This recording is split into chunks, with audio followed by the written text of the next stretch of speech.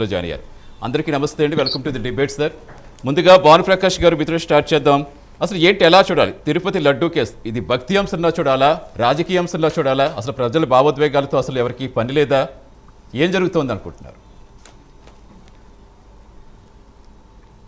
అన్న, మీకు ప్యానల్ ఉంటే పెద్దలందరికీ నమస్కారాలు.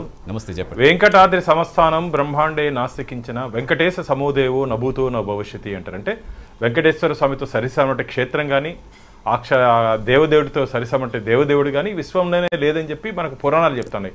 అంత అవినాభావ సంబంధాలు భక్తులతో ముడిపడినటువంటి దేవదేవుడు వెంకటేశ్వర స్వామి. అక్కడ చీమ చిట్టుకుమన్న ప్రపంచం మొత్తం నివ్వెరిపోతుంది. అలాంటి సున్నితమైనటువంటి ప్రదేశంలో ఆధారాలు లేకుండా అభాండాలు మోపుతూ 2024లో ఏ రోజైతే జగన్మోహన్ రెడ్డి గారు ప్రభుత్వం ఆంధ్రప్రదేశ్ రాష్ట్ర ప్రజలు ఓడగొట్టారో ఆ రోజు నుంచి ఉద్దేశపూర్వకంగా ఆధారాలు లేకుండా గోశాల నుంచి గోవిందుడి వరకు నిత్యం ఏదో ఒక ఆరోపణ చేస్తూ పబ్బం గడుపుకుంటున్నారు. అది మంచిది కాదు. నేను ఒకటే అడుగుతున్నా, ఈరోజు వైసీపీ నాయకులు మధుసూదన్ గారు ఉన్నారు మన స్టూడియోలో. అసలు మీరు హయాంలో వెంకటేశ్వర స్వామికి సరఫరా చేసినటువంటి పవిత్రమైనటువంటి లడ్డూ ప్రసాదంలో అది నెయ్యి కాదు, కల్తీ అయిందని సిట్ రిపోర్ట్ ఇచ్చింది. ఇదేదో భానుప్రకాష్ రెడ్డి రిపోర్టో లేకపోతే మీడియా రిపోర్టో తెలుగుదేశం జనసేన రిపోర్ట్ కాదు, సిట్ రిపోర్ట్ ఇచ్చింది. అది అవునా కాదా? నా మొట్టమొదటి ప్రశ్నకి అది మీరు సమాధానం చెప్పండి. అది కల్తీ కాదు, కల్తీ కూడా కాదు, పూర్తిగా అది నెయ్యే కాదు, కెమికల్ గీ అని వచ్చింది. కెమికల్ గీ అని దానికి సంబంధించి అనేక అంశాలు దీంట్లో రెజల్యూషన్ నెంబర్ 371 మేము ఆధారాలతో మాట్లాడుతున్నాం. మధుసూదన్ గారు 371 ఏదైనా సరే బోర్డులో నిర్ణయం తీసుకునేటప్పుడు స్వామివారి క్షేత్రానికి కానీ భక్తులకు కానీ ఉపయోగపడేటట్టు నిర్ణయాలు తీసుకోవాలి. కానీ 371 రెజల్యూషన్ దేనికి తీసుకున్నారంటే లడ్డూ సప్లై చేస్తుంటే టెండర్లో సడలింపులు ఇచ్చారు. సడలింపులు ఎందుకు ఇచ్చారు, ఎవరి కోసం ఇచ్చారు, ఎవరు లబ్ధి పొందడానికి ఇచ్చారు? అందులో భాగంగా ఆ రోజు రెజల్యూషన్లో తీసుకున్నట్టు సందర్భంలో వైవి సుబ్బారెడ్డి గారు చైర్మన్గా ఉన్నారు. ఎగ్జిక్యూటివ్ ఆఫీసర్గా అనిల్ కుమార్ సింఘాల్ గారు ఉన్నారు.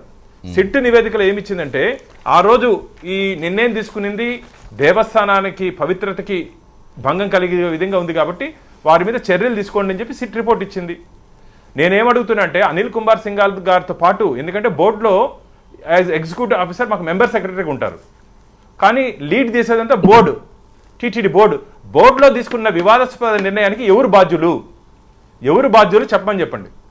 ఎందుకు ఇలాంటి నిర్ణయం తీసుకున్నారు? ఏదన్నా దాంట్లో ఉన్నటువంటి లోటుపాట్లు సరిదిద్ది ఇంకా మంచి నిర్ణయాలు తీసుకోవాల్సింది పోయి ఇలాంటి పొరపాట్ల నిర్ణయాలు తీసుకునేసి మీరు స్వామివారి సాంప్రదాయాలకు తూట్లు పొడిచి ఈరోజు సంబరాలు చేసుకుంటే ఎలా అండి చెప్పండి? స్వామివారి సాంప్రదాయాలకు తూట్లు పొడిచి ఈరోజు సంబరాలు చేసుకుంటే ఇంకో బాధాకరం విషయం ఏంటంటే దీన్ని కులంతో ముడిపెడుతున్నారు.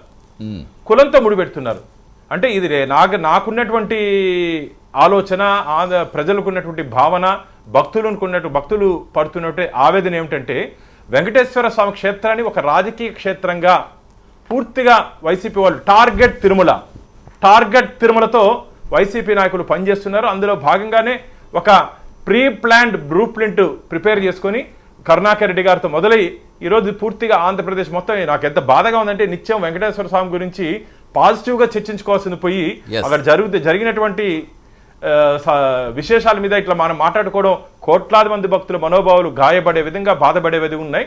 దీనికి అన్నిటికీ కర్త కర్మ క్రియ వైసీపీ పార్టీ బాధ్యత వహించాలి అని చెప్పి నేను భావిస్తున్నా. ఎందుకంటే 2019 నుంచి 24 వరకు నేను ఛాలెంజ్ చేస్తున్న వైసీపీ నాయకుల్ని, ఎవరైనా సరే జగన్మోహన్ రెడ్డి గారు మీరు ఎవరినైనా పంపించండి, 2019 నుంచి 2024 వరకు ధార్మిక క్షేత్రంలో జరిగినటువంటి అపచారాలు, అవినీతి, అక్రమాలు ఆధారాలతో పాటు నేను మాట్లాడతా. ఆధారాలతో పాటు గాల్లో నేను ఆధారాలతో మాట్లాడతా.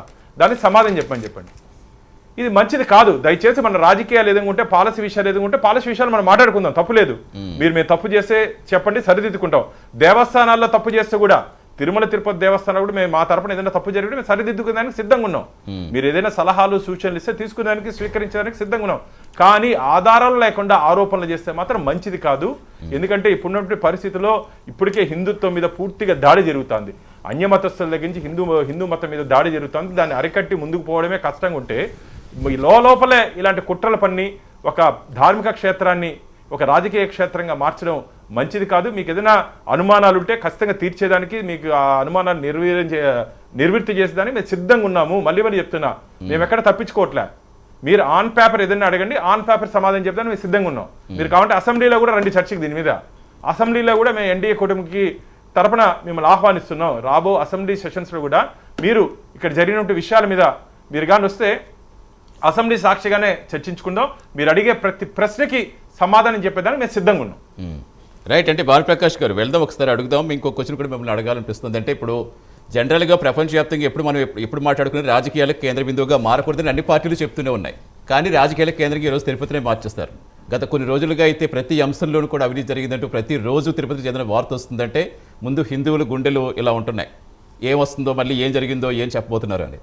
సో అసలు ఏంటి ఇంత జరుగుతోందంటే మీకు ఎలా అనిపిస్తోంది? ఇప్పుడు హిందువులుగా, భక్తులుగా అందరికీ బాధ ఉంటుంది. బట్ మీరు ఇంకా దగ్గరగా వెళ్ళారు, సేవకులుగా ఉన్నారు, ఒక కాపలదారుగా ఉన్నారు టీటీడీకి. నిజంగా అసలు ఏంటి ఇలాంటి నిర్ణయాలు తీసుకున్నప్పుడు టీటీడీ బోర్డు పాత్ర ఎలా ఉంటుంది, ఎంతవరకు ఉంటుంది?